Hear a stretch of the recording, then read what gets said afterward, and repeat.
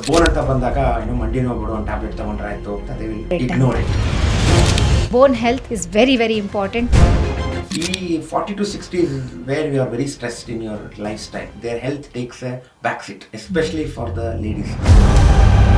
Joint pain ಇರೋರು walking ಮಾಡಬಾರ್ದು. ಅವ್ರು ವಾಕ್ ಮಾಡೋದಿಲ್ಲ, ಮಸಲ್ ವೀಕ್ ಆಗುತ್ತೆ, ಜಾಯಿಂಟ್ ಪೇನ್ ಜಾಸ್ತಿ ಆಗುತ್ತೆ. ಜಾಯಿಂಟ್ ಪೇನ್ ಜಾಸ್ತಿ ಆಗಿದೆ ಅಂತ ವಾಕ್ ಮಾಡೋದಿಲ್ಲ. ನಿಮ್ಮ ಬಾಡಿ ವೇಟ್ ಏನಿದೆ ಅದಷ್ಟು it goes through the joint. ತುಂಬಾ ಜನ ಹೆಣ್ಮಕ್ಳು ನಾವು ಅದನ್ನ ಲಾಸ್ಟ್ಗೆ ಇಟ್ಟಿರ್ತೀವಿ.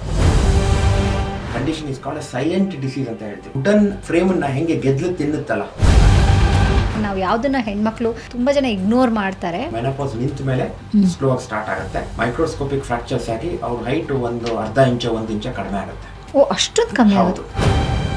ಹಳೆ ಕಾಲದಲ್ಲಿ ನಾವು ಏನ್ ಊಟ ಮಾಡ್ತಾ ಇದ್ವಿ ಅಂಡ್ ಈಗ ಏನ್ ಊಟ ಮಾಡ್ತಾ ಇದೀವಿ. ಸೋನಾ ಮಸೂರಿ ಬಂದ ಮೇಲೆ ಆ ಬೆಲ್ಟ್ ಅಲ್ಲಿ ಡಯಾಬಿಟಿಸ್ ಜಾಸ್ತಿ ಆಗುತ್ತೆ.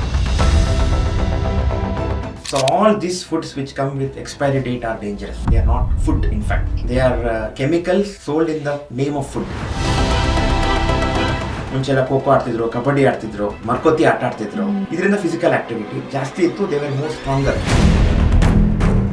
ಈಸ್ ಮನೆ ಕೆಲಸ ಈಕ್ವಲೆಂಟ್ ಟು ಎಕ್ಸರ್ಸೈಸ್. ಇಲ್ಲ, ಪ್ರಾಬ್ಲಿ ಸ್ವಲ್ಪ ಕಾರ್ಡಿಯೋ ಆಗ್ಬೋದೇನೋ.